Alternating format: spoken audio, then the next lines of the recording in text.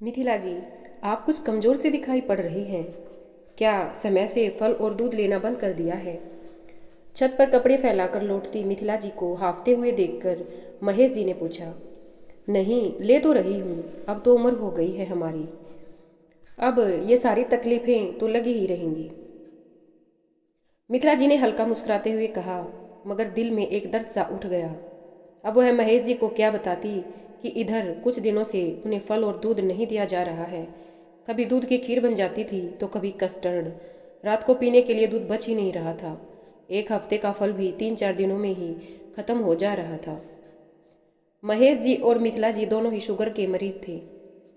अभी पिछले महीने ही मिथिला जी की तबीयत बहुत ज़्यादा खराब हो गई थी, तो डॉक्टर ने दवाई के साथ साथ पौष्टिक आहार लेने को भी कहा था। इस कारण घर में दूध और फल ज़्यादा लाने को कहा गया था।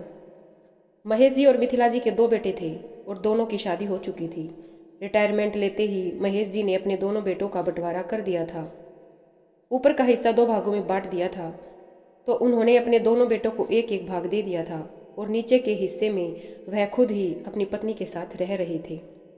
लेकिन खाना खाने और बनाने के लिए दोनों बहुओं को नीचे सास ससुर के ही हिस्से में आना पड़ता था।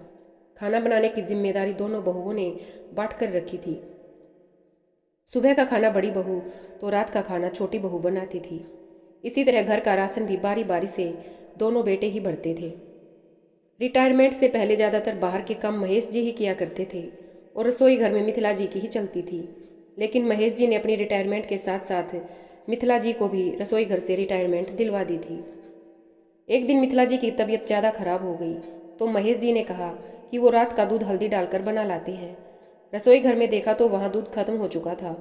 उन्हें एक बार को तो बहुत गुस्सा आया कि इतना सारा दूध आखिर खत्म कैसे हो गया। फ्रीज खोल कर देखा तो फ्रीज में भी 2-4 फल ही बचे थे, जबकि अभी हफ्ते के पूरे 4 दिन बाकी थे। वापिस आकर मिथिला जी को बोला, दूध तो खत्म हो गया है, आप ये फल खा लीजिए। अगली सुबह जब बड़ी बहू खाना बनाने के लिए आई तो महेश जी ने उससे पूछा कि कल रात को दूध खत्म हो गया था, अगर दूध कम पड़ रहा हो तो मैं और मंगवा लूँ।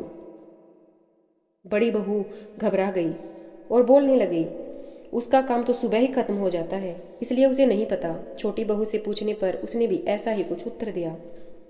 शाम को महेश जी को सोचमगन देख मिथिला जी ने कारण पूछा तो उल्टा महेश जी पूछ बैठे, आप बताइए, घर में कुछ ऐसा तो नहीं हो रहा जो मैं नहीं जानता? आपको मेरी कसम है। मिथिला जी मना करने वाली थी, मगर कसम की बात सुनकर खामोश हो गई। मन में कुछ दिनों पहले की घटना जीवंत हो उठी। बहुओं की कही बातें कानों में गूंजने लगी। अरे, इन बूढ़े बूढ़ी को खाने पीने के अलावा कुछ सूझता ही नहीं है, बंटवारा करके भी इन लोगों के हिसाब से ही चलो। बड़ी बहू ने तल्खी से कहा, अरे राशन मुफ्त का तो आता नहीं, मगर इन्हें तो बस हमेशा 56 भोग की ही पड़ी रहती है। कभी पकोड़े की फरमाइश तो कभी नमकीन की। शुगर के मरीज को कितना कम और नपा तुला खाते हैं, मगर इन्हें देखो, दूध और फल तो चाहिए ही। बूढ़े ने तो बुढ़िया को भी कोई काम करने से मना कर रखा है, बस सारा दिन रसोई घर में हम खपें और वो आराम से बैठे हुक्म चलाएं। छोटी बहू भी कहाँ पीछे रहने वाली थी। यह सब सुनकर मिथिला जी की आंखों में आंसू आ गए। कारण सिर्फ यही था कि बहुएं असम्मानजनक भाषा का प्रयोग कर रही थी, बल्कि यह भी था कि बजाय उन्हें समझाने दोनों बेटे वहीं बैठे चुपचाप उनकी बातें सुन रहे थे। अब कसम देने के बाद मन में उपाहपोह की स्थिति थी कि महेश जी को बताए या ना बताए। बताइए मिथिला जी, क्या बात है, कहाँ खो गई आप? कुछ भी तो नहीं, आप यूं ही परेशान हो रहे हैं।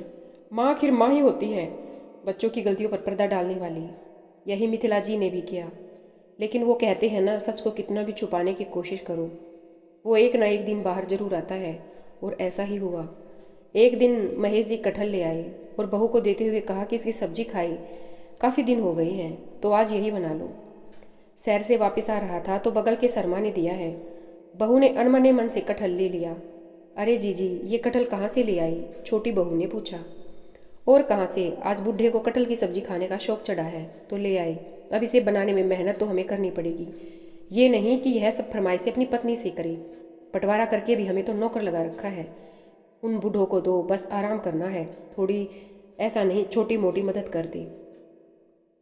ना ना, कल रात मैंने लौकी के कोफ्ते बनाए थे, आज तो आप संभालो, कहकर छोटी बहू जैसे ही जाने के लिए मुड़ी, सामने महेश जी को देखकर ठिठक कर रुक गई।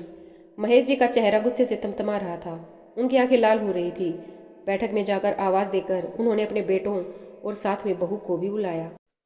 आज तक मैंने जिंदगी में बहुत बड़े बड़े फैसले लिए हैं, लेकिन कभी भी मैं अपने किए हुए फैसलों पर पछताया नहीं हूँ। मगर आज मुझे ऐसा लग रहा है कि अपने घर को जोड़ने की कोशिश करके मैंने बहुत बड़ी गलती कर ली और मेरा आंशिक बंटवारे का फैसला गलत था। मैंने सोचा था कि बच्चों को अलग अलग कर दूँ तो उनका अपना पर्सनल स्पेस बचा रहेगा, लेकिन साथ में अगर पूरा परिवार एक साथ खाना बनाए और खाए तो रिश्तों में मिठास बनी रहेगी। इस कारण ही मैंने रसोई घर का बंटवारा नहीं किया था, क्योंकि रिश्ते तो रसोई घर में ही पकते हैं। लेकिन मेरा यह सोचना बिल्कुल ही गलत था।